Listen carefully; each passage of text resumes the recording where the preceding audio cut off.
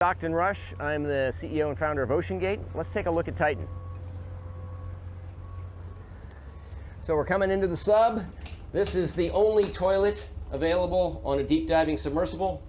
Best seat in the house. You can look out the viewport. We put a privacy screen in, turn up the music, and it's very popular. It's a popular toilet, guys. Our control screen here, our sonar screen here, and we can put any image we want in the back. We've taken a completely new approach to the sub design, and it's all run with this game controller and these touch screens. He's using like a Nintendo controller. You press forward. If you want to go back, you go back. Turn left, turn right. He built this thing go down, go up. In his backyard. It's Bluetooth, so I can hand it to anybody. And it's meant for a 16-year-old to throw it around, and super durable. We keep a couple of spares on board just in case. Oh, a couple of spares. Well, that's comforting. We've been out to the Titanic. We went out in 5 8-day missions. We did about 10 dives to the wreck site of the Titanic, and we did an extra dive on an undiscovered reef. Look at this thing. Found. I mean, look at this privately thing. Funded, He made it with like duct tape. Operation, and we're funded by we call mission specialists who help support the mission. So they take quite a bit of money to come and join us. He like took a garden hose and hooked it up to like a bathtub. Okay, so yeah, people paid apparently $250,000 a pop to go out in this thing. That is some bad judgment. What's going on, everyone? Sauce Kenny here today, and oh my God, bad judgment indeed, guys. I just want to take a second to give a silent prayer because at the time of this video, I'm making this video at 6 in the morning, and the crew has only estimated 16 to 17 hours left of breathable air as of 1 p.m. Wednesday, right? So if I'm doing the calculations correctly, by around like what, 30 minutes, an hour from now, they'll have estimated no air left. So I don't even know what to say. I know it's something I wouldn't want to be in, and this is some of the reasons why I think this justifies some regulation, right? This is why I'm not a full-on libertarian.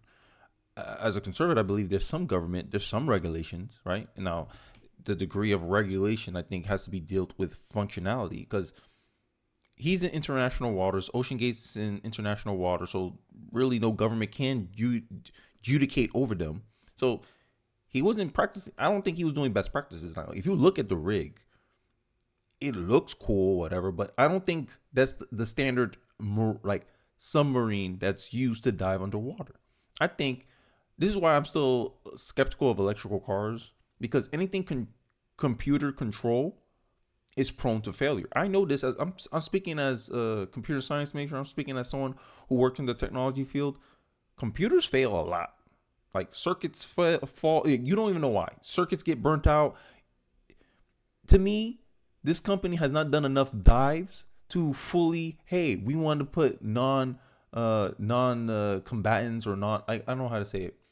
Patreons on that contraption. In my view, that's a contraption. That's not like, I agree with Ben, his whole announcement. Oh yeah, that's nice.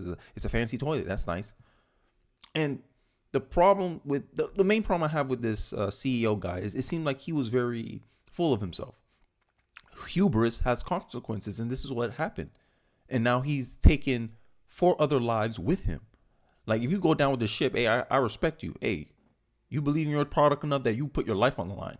But I don't think you have that right to put other people's lives in danger with your contraption. Because a lot of, and I'm about to put a clip here, and then I'm going to go into some of the news updates as of 6:47 a.m. today, the time I'm releasing this video. And I don't even know what to say, especially when you have testimonies of people feeling unsafe in that thing. Let's take a look. Let's take a clip, and then I'll get into the news story. Let's take a look. And the great feature of it is that it has a poop hole where we have a screen and some music. It turns out that sucks, and you don't really want to be in it, and you might die. Here are some of the guests talking about it. When we went down, it was just, there were communication problems on every trip I've taken. Of the 4 separate dives I'd taken with OceanGate, every time there was a problem with at least, sporadically communicating with the surface. Before we went, we had never seen the sub. We didn't know anything about it. There's very little information on the website. I didn't know at that point that you drive the thing with an Xbox game controller. I didn't know that the ballast was, used construction pipes. And then you get the tour, And Stockton Rush, the designer of the sub, the CEO, explains to you that all of this stuff, the lights and the handles and the propellers, these are off-the-shelf parts. He like went to Home Depot and he made a thing. Hey, yo, that, ooh, boy. This plays kind of some of my fears, and I'm being very open with you guys. As a kid, I forgot how old I was. I think I was 4 years old, and I'm somewhat traumatized by elevators because I got stuck in an elevator when I was 4 years old, and that kind of stayed with me. So being in a confined space like that, and then you have the CEO telling you, yeah, you know, I built all this with off-the-shelf parts. I'm gonna look at him like, this. Huh? It's built over what? Take me out. Take me out, please. Please take me out. Oh, what? Oh my God, bro. It couldn't be me. Hey, couldn't be me. So here's some updates from CNN. I know some people will be mad. Don't worry, I have the bias up here. I know. We need a miracle. Titanic exploration expert says. This is 9 minutes ago as of 6:49 a.m. And I'm probably going to release this video somewhat early than I usually do. Teams searching for the missing submarine need a miracle to find it before oxygen supplies run out, a leading deep sea explorer told CNN. The good news is there is a miracle that can happen, added David Gallo, the senior advisor for the strategic initiatives at RMS Titanic Inc. We have to not think about the clock all the time and just go as fast as possible, Gallo told CNN this morning. It's tough because the oceans are pitch black and you can only use sound to image effectively. Damn. Wow. Pitch black, you can't see nothing. Yo, this is some scary stuff, bro. And there's also some talks according to CNN that's the Titanic's designed to come back up after 24 hours. They talk about how the weights is held by heavy weights to stabilize the vessel, and there's manual ways to release yourself from it. And I don't know what's going on because it says that the thrusters are powered by the external electrical systems, and I think maybe that went out. Like, I'm just theorizing here. I'm just speculating on what could have happened. Right? They're detecting banging, and I'm using this to say, hey, there's a banging that's coming at 30-minute intervals, right? And some reports said that the banging got more rapid. I forget where I saw the reports are at, but it shows to me like, hey, there's something in there, and I'm letting this lead me into my conclusions about this. I can't confirm this. If it's them, it's unknown source. Hey, it could have been just maybe rocks hitting the thruster. I don't know. But all I do know is that I don't think it's likely that air got in and it blew up. I think it's more likely that the electrical system went out. The external electrical system went out and they couldn't move the thing. Now, that joystick controller, I think moving forward, I don't think like this company's bankrupt. Like, it's donezo. And also, mechanical, like, to me, a mechanical thing is always more durable than a computer or software ran thing. That's just my take, right? The cars, like, if you see a car going, like, using, that's why there's a lot of regulation on the self-driving aspects of the Tesla or all these new cars coming out with the self-drive.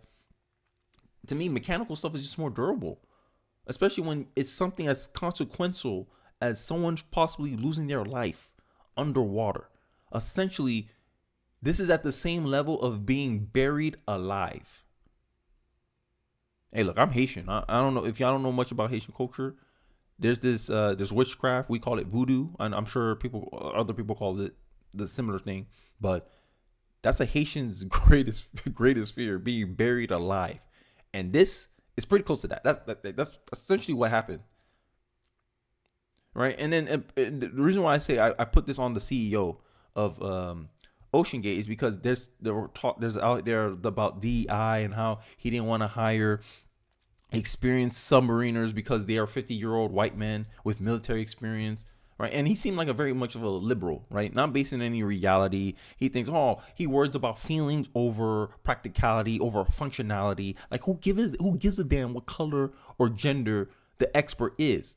If they can perform the job, they can perform the job. And this is why I'm talking about DEI being a disaster. It's discriminatory. You disqualify the group that's best qualified to operate, inspect, test your ship, because your ship only went down 18 times at max. 18 times. And based on the last clip, every instance that those people who experience the submarines experience communication problems. As an engineer, my first thought would be, hey, let's make sure that the communications never go out when we dive into the thing. Test that out. Make sure, hey, every dive, okay, what's the percentage? Okay, we went 10 times, 9 times out of 10, the communication system went out. Okay, that's something we need to fix. We can't go down there because this is a dangerous situation. In engineering, they practice something called disaster recovery, where, hey, if something happens, what are the planned scenarios to address the issue? What are the edge cases? What could happen? And how can we plan for that? And it seemed like, I don't know. It seemed like, that's why I'm saying it's hubris. It's cocky. Oh, this thing don't fail. Even though I built it in my backyard, essentially, like what Ben Shapiro is saying. I piggyback off what he's saying. He wrapped it up with duct tape. Hey, look, I'm in a water cooler and I can drive with a controller. That don't inspire confidence in me. But hey, just my thoughts. It don't seem probable that they're going to come out of this alive. I don't think they'll find it by the time... I don't think they'll find them alive if they find this thing in the first place, because this is crazy. And apparently the CEO is married to a descendant. His wife is a descendant of the Strauss couple, which is, if you watch the Titanic movie, I never watched it. I don't know who these people are, but apparently they were a rich couple that died together in the Titanic. She's a descendant from them. Imagine that. The irony. Bruh. Hey man, maybe those waters are cursed. I don't know. Let me know your thoughts in the comment section. I think I'm done. I've getting the heebie-jeebies talking about the story, man, and I pray for the people's family. Apparently the billionaire's son is ungrateful. I'm hearing he's trying to talk to OnlyFans models as his father is gone missing. You know, kids sometimes we could be ungrateful. But hey, let me know your thoughts in the comment sections. Keep these people and their families in your prayers. There's a lot of disgusting things that I've seen on the internet. Like, people are happy that these people are dying over what? Envy and jealousy. And it shows how far our society fell in decency, that we're happy, we're celebrating over the misfortune of other people. It's a cruel world we live in. I digress. Let me know your thoughts in the comment section. I hope you find this insightful. Don't forget to like, comment, subscribe, and I'll see you guys on the next one. Peace.